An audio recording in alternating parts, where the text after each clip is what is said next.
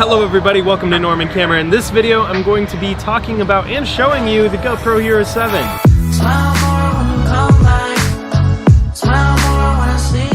Now, I didn't have too much time with the camera to make a full in-depth video, but I did get a chance to try out the hyper smooth, some of the time warp, look at the 4K 60, didn't get to do too much with that. Also got to play around with 1080 at 60 frames per second and 1080 at 240 frames per second, just a little bit of slow-mo. But I didn't get to try out all of the features, and there's so much that this little camera has compacted into it. It would be hard to make a video about everything. So initial impressions while getting this camera out of its box, it's a solid GoPro, just like any GoPro that's ever been there. If you have a GoPro Hero 6 or a GoPro Hero 5, in fact, you already kind of get the build quality. But the GoPro Hero 7 just felt special. It felt like it's the combination of all GoPro's best efforts into one single camera, which is kind of what it should be and what it is.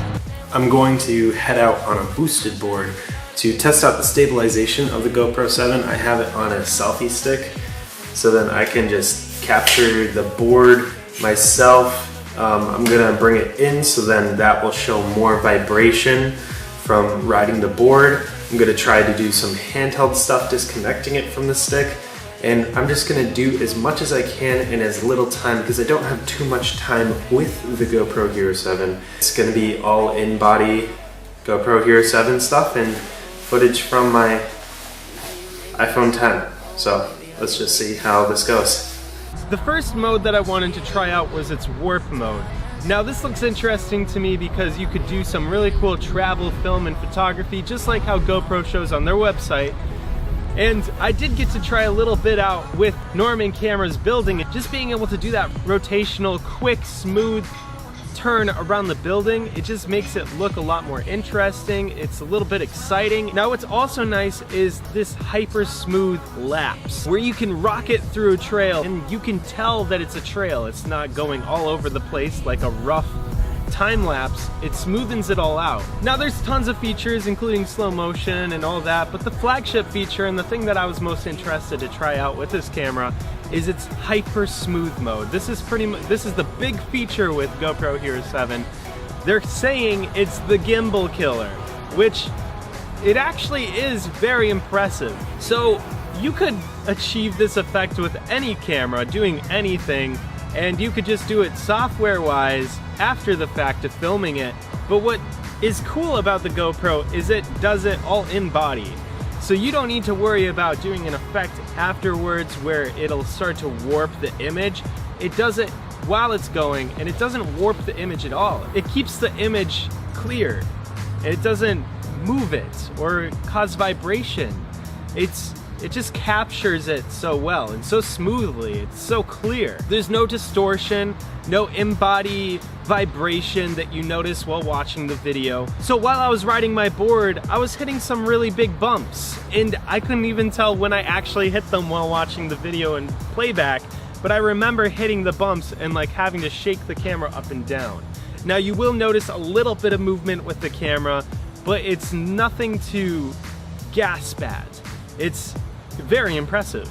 Now I do have three things that I just didn't really like about the GoPro, and I have three problems with the GoPro. The battery life was pretty short. I only did get to charge it up to about 65 to 70%, but it was dead fairly quickly. I think I only got about 20 minutes worth of footage in before the camera died. I'm sure that this is better when you're recording at lower quality or when you're just doing a time lapse or something like that, but I didn't really get too much film time with this camera. Now the second thing is digital tearing, and I wasn't sure whether this was the camera itself. I was very surprised when I started seeing it, but if you see those little streaks and dots just popping up all over the video, that's digital tearing. It's when the memory card isn't catching all the information from the camera. So you need a super fast memory card to do this, and make sure that you format it before you start recording. Otherwise you might get some digital tearing like I did in this video.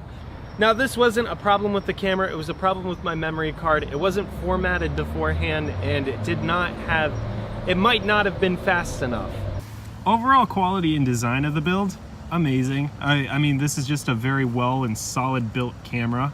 GoPro's always been pretty good at doing that, but this one just feels a little bit special. A good camera in such a small body. This is a fantastic camera in such a small body. I thought GoPro was gonna die as a brand. I'll be very honest with that. I thought that after the Karma drone, I didn't know what they were gonna do, but they came out with a camera that has a feature that we don't really see. A feature where you don't need a gimbal to have smooth footage, and I would really like to see that in smartphones one day too. Now, audio-wise, it actually impressed me. I haven't used a GoPro as a main camera or as a talking camera since the GoPro Hero 4, and I didn't really like the audio quality and not too much the video quality coming out of the GoPro Hero 4. I had it because it was a GoPro. It's a small camera to carry around.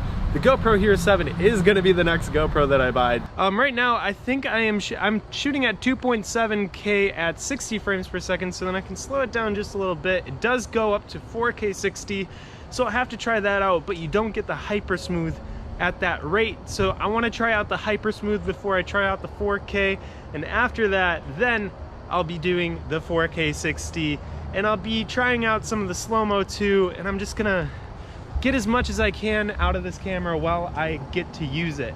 Because I don't get to keep this camera, I get to use it. Now, would I use this as a main camera? Never. It's too wide of an angle. I really do like having a wide angle lens. I'm using a 25mm right now to film this, but it's just, I don't know. It's not there yet. Do I think GoPro could get to the point where it can replace a vlogging setup? Absolutely. That's just the future that's gonna be coming. Less and less are people gonna be buying these big rigs, and more are people gonna be buying these small little cameras that can just fit in your pocket or in a backpack. The lightest thing ever, and it's so handy to have.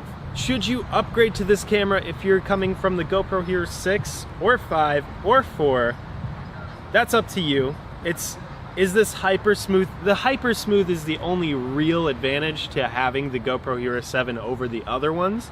So if you want that feature specifically, yes, I would say grab this camera while it's hot. This camera is almost reviving the GoPro and action cam business that I thought was dying. If you have anything near the GoPro Hero 3, the 2, or the original, this is the GoPro Hero that you've been waiting for.